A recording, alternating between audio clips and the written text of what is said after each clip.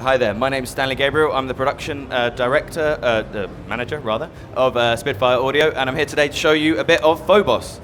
First I'm going to tell you what is Phobos, a little bit about Phobos itself, how we came to get into the creation of it, and give you a little example, and show you around the GUI.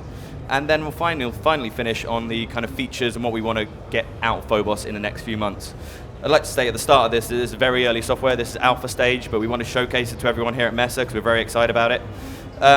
So, what is Phobos? Well, it's a way of creatively using convolution as a creative tool. A lot of the time you're using these impulse responses of rooms, of pieces of software, of all these kind of things, and you're loading it in, and you're convolving a source piece of music or audio or whatever, and convolving it with this impulse response to create the real kind of imitation of a hall or this piece of software.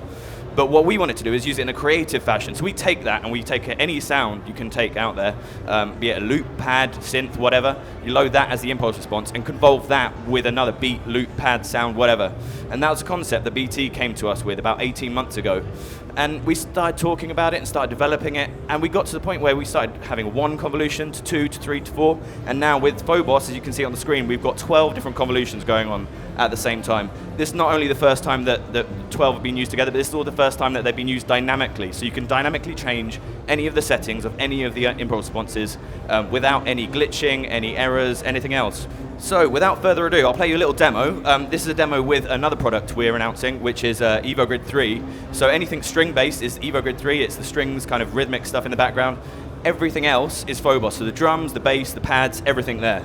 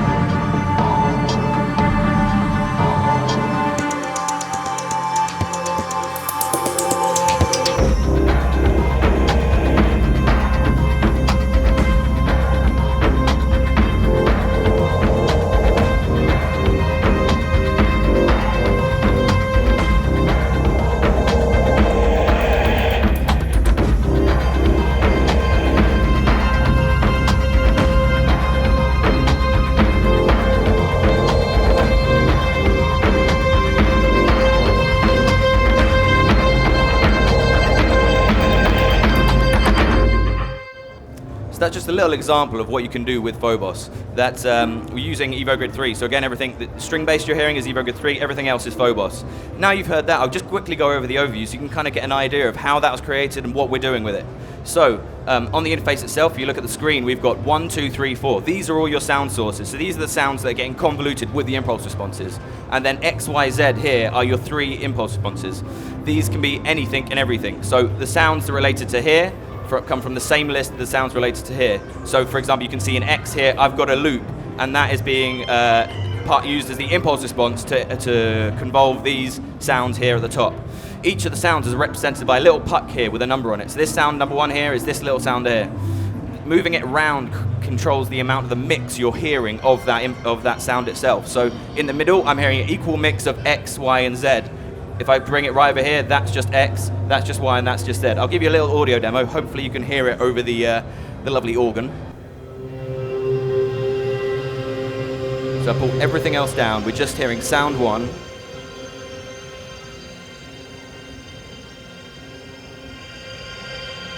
And as I pull it round,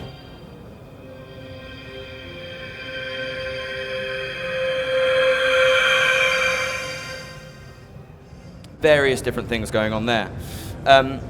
So what else is under the hood? If you have a look at each of the different controls, under each sound and each impulse response, we've got a selection of different controllers that we've been using day to day as we've been building this thing.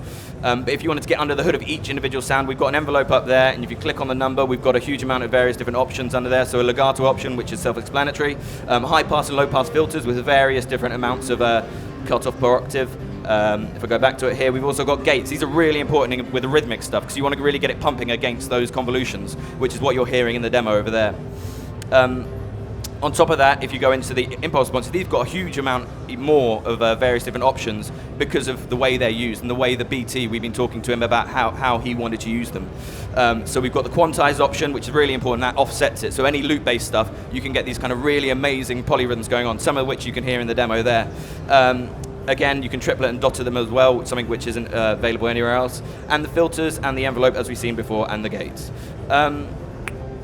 Finally, we've got this little bottom keyboard here, which is where we put the ranges. You can see there's 4 different lines there, and that represents one of each of these sounds up here. So if I go to the drums, you can see that they're spread evenly across the keyboard. So if I play you one of the loops, that's 1 octave, and I've also got another loop, he says. It's quite fun to play with. Sorry about that, that was a bit loud. Yeah, so you can layer them up, but what I've done in the pads section is layer them all on top of each other, so then you're using every single one as a different texture. So it creates these amazing different pads that I personally, I've never heard anything like it before. Finally, I'll just go over the main controls we've got here, which various different options, volume, pitch, and a little one here, which is quite special, MPE. This is about multi-polyphonic expression, which is to use with, for example, the Seaboard Rise keyboard, which I'm using here to play the sounds, which means you can bend them in 2 different directions. Something, again, which we're going to use, we're going to have on Phobos on its release. I think that's about it. Just to go over what we want to do in the future as well, so things that you're not seeing right now, but we're going to have in the latest version, will be various different motor options. The pucks themselves, we want them to be able to spin, create these unique textures. We'll be having some momentum features, so you can fling them across the screen, which will be quite fun. We've been playing with it ourselves. And finally, the most important part of this product is the sounds themselves. We've got all the sounds are crafted by BT himself. Award-winning songwriter, instrumentalist, everything, you name it. So we've got over 3,000 different individual sounds and nearly 1,000 different loops that you can use. So it is quite literally endless, the amount of possibilities. I'm just going to play you out with the demo so you can hear it again with what you know now about the GUI itself.